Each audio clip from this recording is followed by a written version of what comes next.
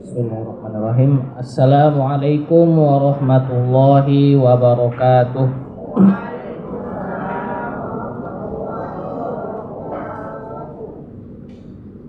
Alhamdulillahirabbil alamin wassalatu wassalamu ala asyrofil anbiya'i wal mursalin wa ala alihi wa ashabihi ajma'in. Allahumma 'allimna ma yanfa'una wanfa'na bima 'allamtana wazidna ilma. Ibu-ibu yang dirahmati oleh Allah Subhanahu wa ta'ala, bertemu kita kembali di majelis yang dirahmati oleh Allah Subhanahu wa ta'ala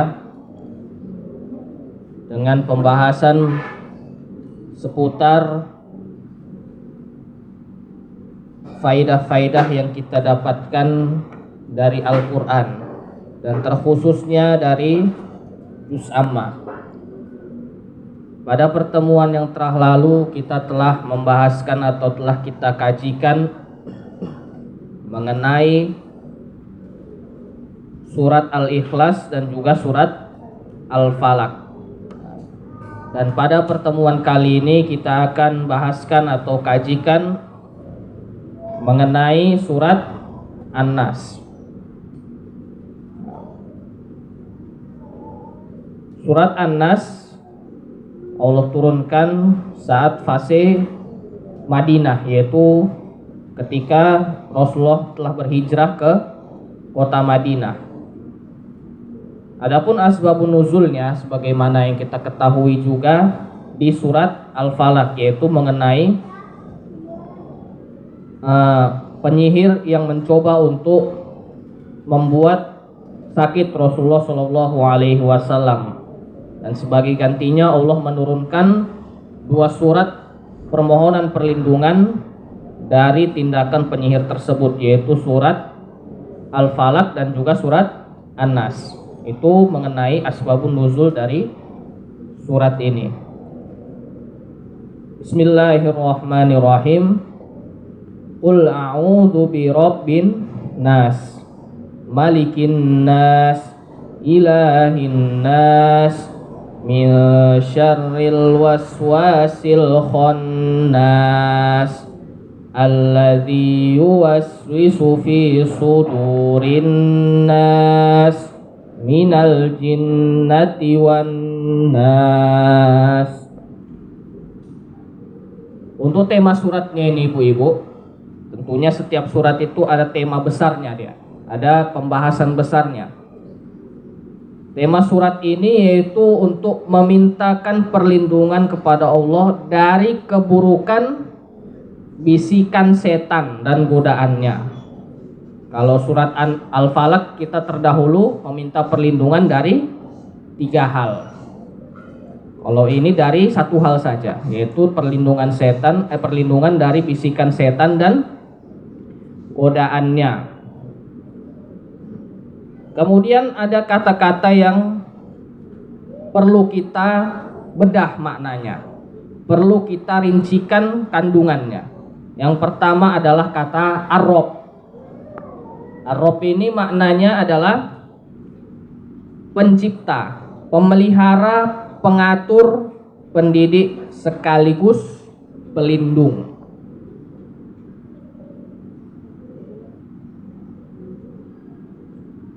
Pencipta, pemelihara, pengatur, pendidik, sekaligus pelindung. Itu makna kata Ar-Rabb.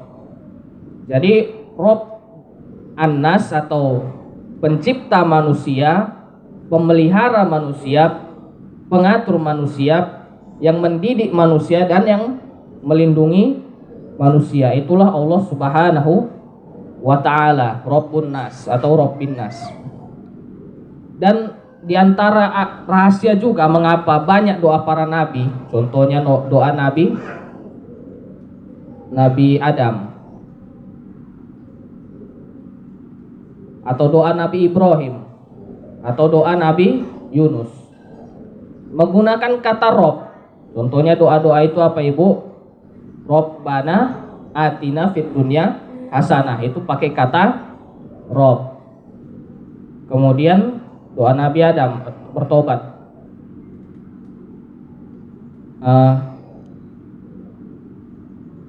Atau doa-doa Nabi yang lain itu banyak menggunakan kata Robbana zolamna anfusana, itu doa Nabi Adam. Robbana zolamna anfusana wa illam taghfir lana wa tarhamna lanakunanna minal khosirin. Itu pakai kata Rob. Atau doa-doa yang lain, Robbana la tuzigh qulubana ba'da idh hadaitana wa hab lana min ladunka rahmah innaka antal wahhab. Itu pakai kata Rob. Doa kedua orang tua juga pakai kata Rob, Ibu. Robbighfirli wali walidayya warhamhuma kama rabbayani shaghira. Itu pakai kata Rob. Apa rahasianya? Karena kata Rob tersebut mengisyaratkan perlindungan dan pemeliharaan.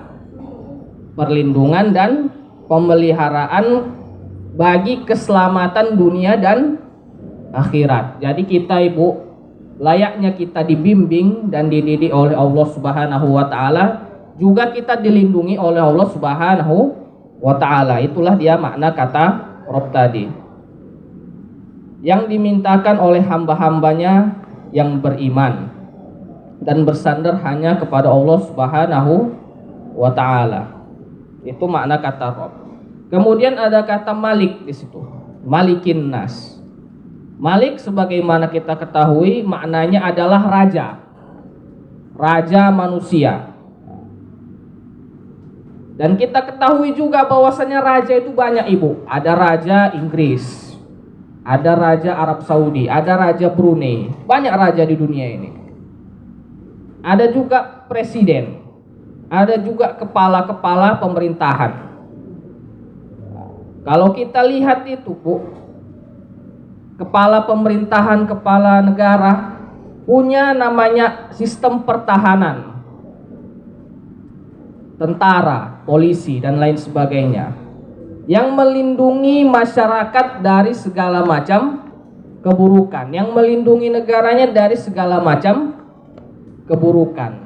Sistem pertahanan, mulai dari tingkat RT RW dulu ada namanya Hansip, pertahanan sipil. Sekarang mungkin sudah jarang kita jumpai. Kemudian tingkat masyarakat sipil, polisi, kemudian pertahanan negara, tentara.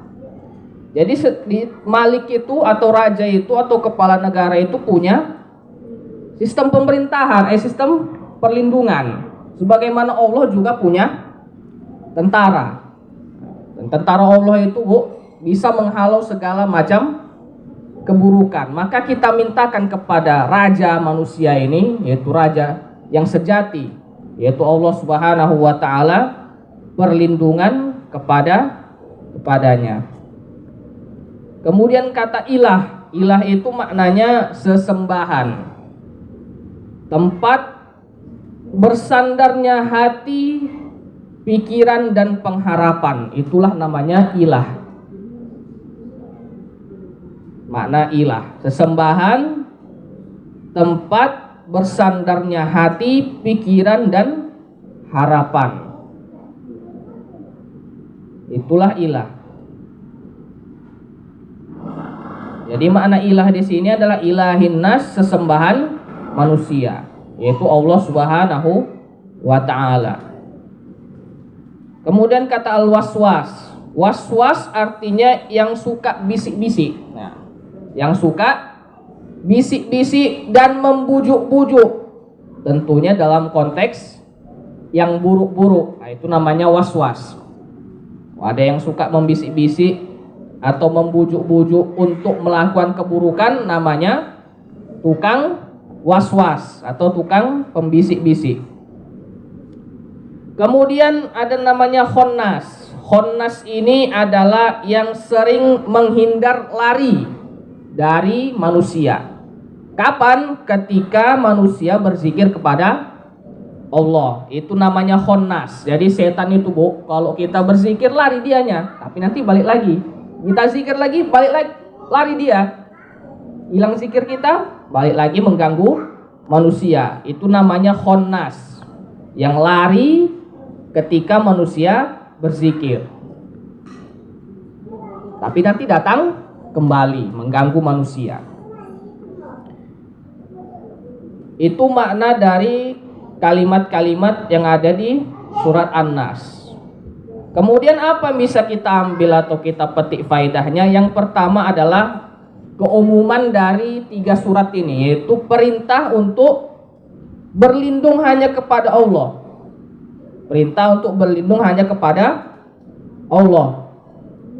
Dan terkhususnya di dalam surat An-Nas ini adalah perlindungan dari hal yang gaib. Hal yang gaib. Kalau yang di surat Al-Falaq semalam atau pertemuan sebelumnya itu membahaskan tentang perlindungan dari hal yang tak terduga.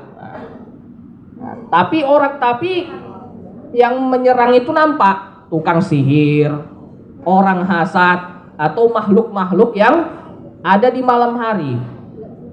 Nah, tapi kalau ini kalau di surah An-Nas ini dia gangguan yang sifatnya lebih halus, lebih tak kasat mata, yaitu bisikan. Bisikan dari makhluk yang juga tak kasat mata, yaitu setan. Jadi perlindungan terhadap keburukan yang sifatnya gaib atau tak nampak. Kemudian faedah yang kedua adalah di antara bentuk perlindungan dari keburukan adalah dengan berzikir. Di antara sebab kita dilindungi oleh Allah Subhanahu wa taala adalah dengan berzikir.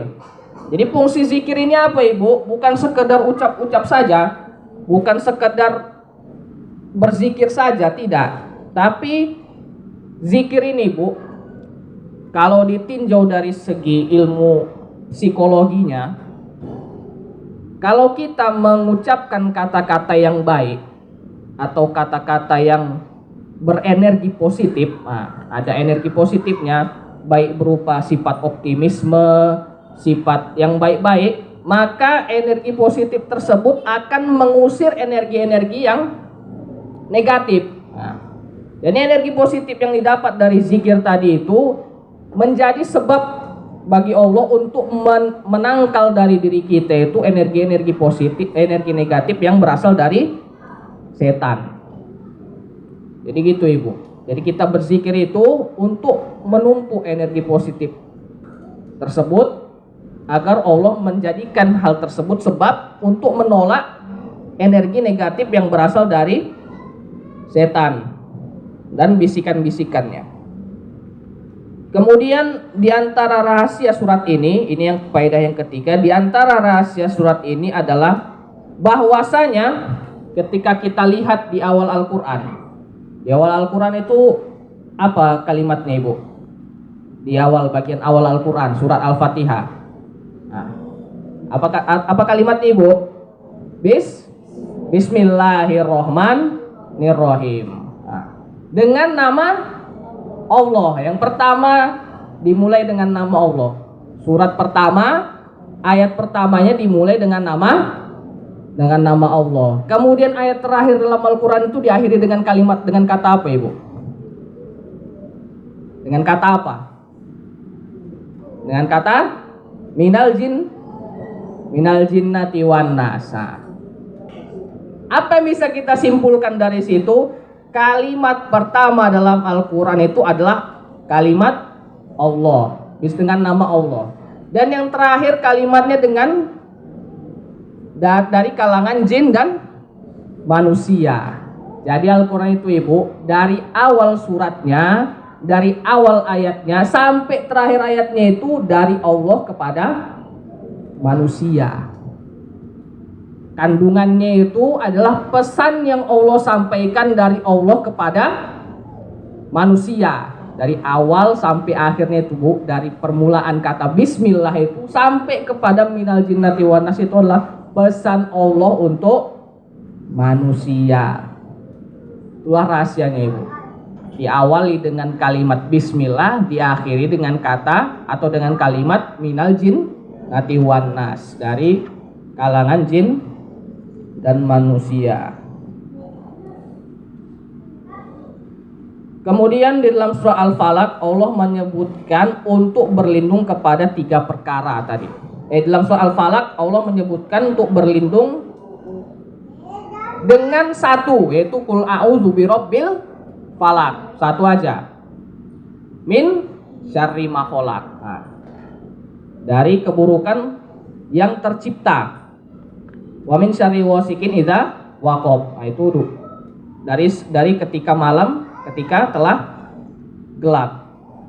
Wa min syarri nafasati fil 'uqad wa min syarri hasidin idza hasad. Dari 3 keburukan dengan satu perlindungan dari satu hal. Namun dalam surat An-Nas Allah mengisyaratkan 3. Qul a'udzu birabbin nas, malikin nas, ilahin nas. 3 ini Ibu untuk satu aja.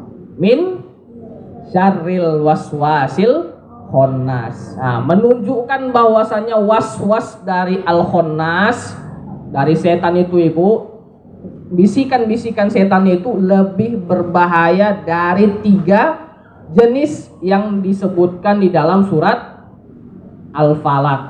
Lebih buruk daripada tukang sihir, lebih buruk daripada makhluk-makhluk yang ada pada malam hari, lebih buruk daripada orang yang hasad. Jadi bisikan setan itu Ibu lebih buruk dari 3 hal ini.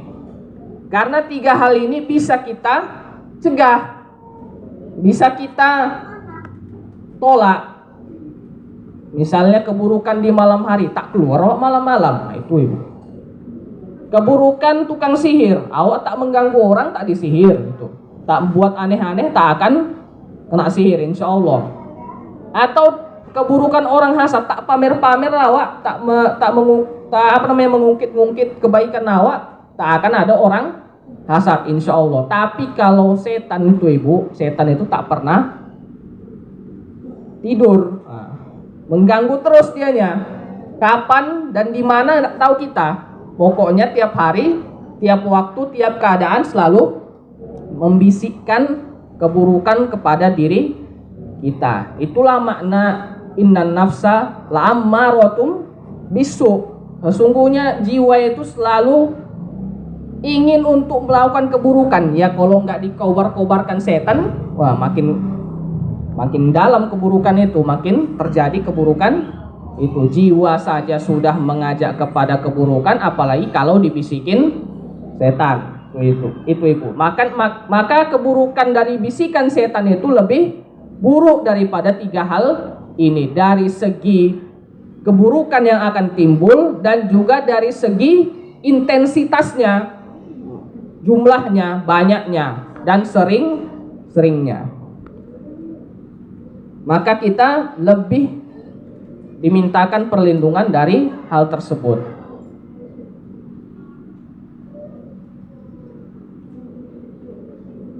Karena kalau keburukan dari 3 hal yang sebelumnya disebutkan itu kerusakan fisik saja Ibu. Nah, namun gangguan dari setan itu lebih bersifat keimanan dan juga akidah. Nah, itu dia, lebih berbahaya dan lebih mengekalkan kita di neraka nanti gitu.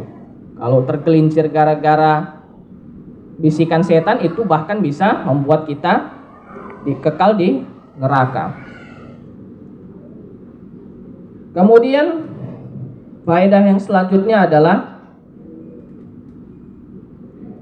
dari surat ini dapat kita ambil kesimpulan Ibu, bahwasanya segala bentuk keburukan itu dimulainya pasti dari bisik-bisik. Nah,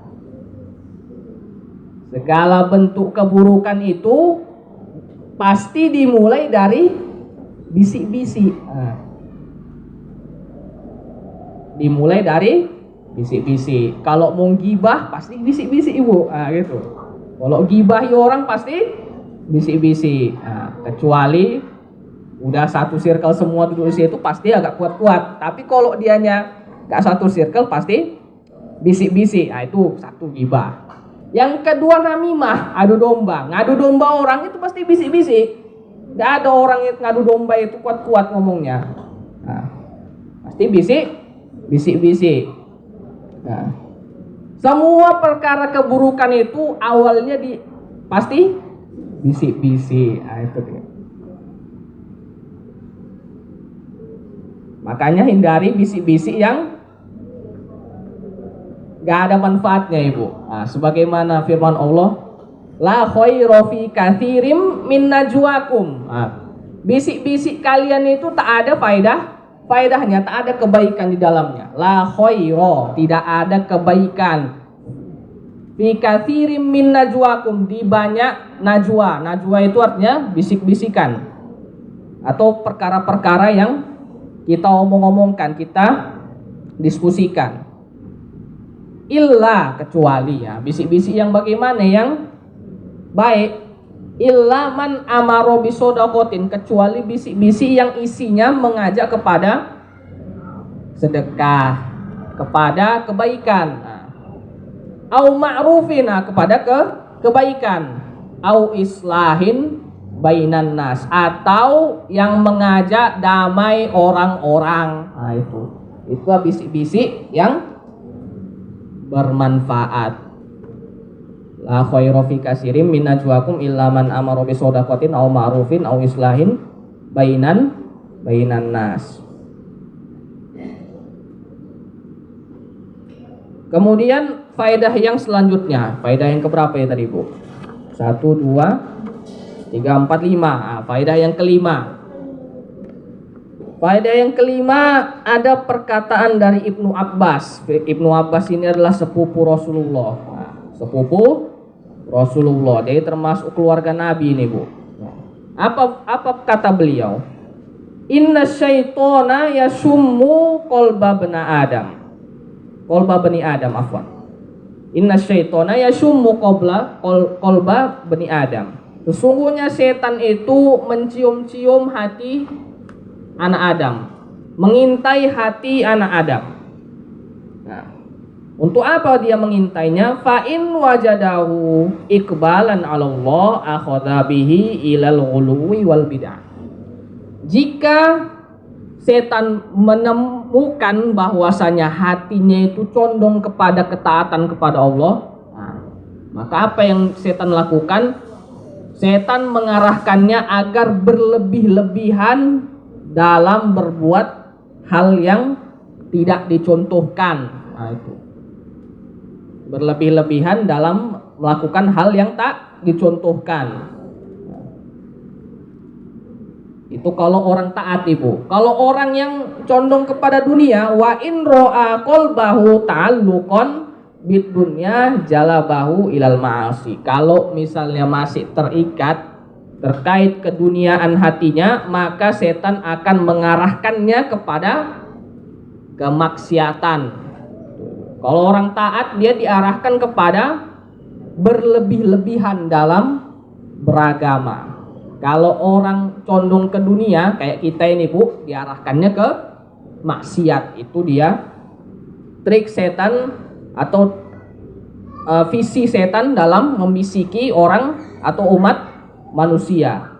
Kalau orang taat dibisiki untuk makin jatuh kepada hal-hal yang tidak disyariatkan. Kalau orang tidak taat atau orang-orang biasa, maka dibisikkan untuk berbuat kemaksiatan. Itu faedah dari sahabat Ibnu Abbas radhiyallahu taala anhuma. Faedah selanjutnya adalah menjauhi segala bentuk sarana dan suasana yang dapat mendorong dan memotivasi untuk berbuat keburukan. Menjauhi segala bentuk sarana dan suasana yang dapat mendorong dan memotivasi untuk berbuat keburukan. Jadi, Bu, di sini di dalam surat ini juga kita minta perlindungan itu bukan sekedar minta perlindungan, enggak. Kita minta perlindungan, tapi kita berada di tengah-tengah suasana atau kondisi yang memungkinkan kita untuk berbuat kemaksiatan atau berbuat sebagaimana dibisikkan setan. Itu tidak mungkin. Tidak, itu mengingkari prinsip sebab akibat. Jadi kita minta perlindungan ini bukan sekedar permintaan perlindungan, tapi juga menghindari sebab dari keburukan tersebut. Itu dia.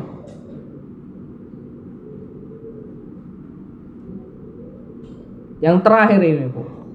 Yang terakhir adalah motivasi untuk senantiasa mengajarkan Al-Quran, sebagaimana juga faedah-faedah di dalam pertemuan kita sebelumnya, untuk mengajarkan Al-Quran dan doa-doa perlindungan kepada keluarga agar senantiasa berada di atas petunjuk dan ketaatan kepada Allah Subhanahu wa Ta'ala. Mungkin demikian Ibu yang bisa saya sampaikan. Apabila mungkin ada persoalan atau pertanyaan yang hendak disampaikan, maka dipersilahkan kepada ibu-ibu sekalian.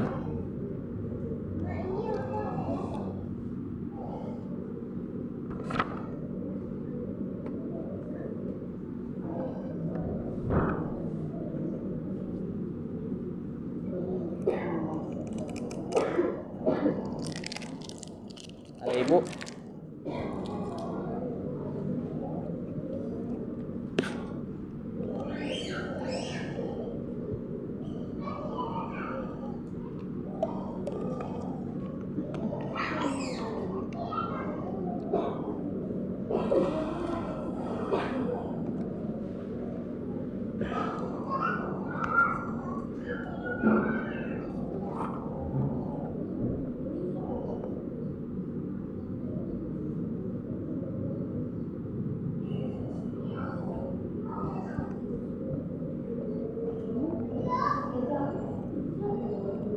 Ada Ibu?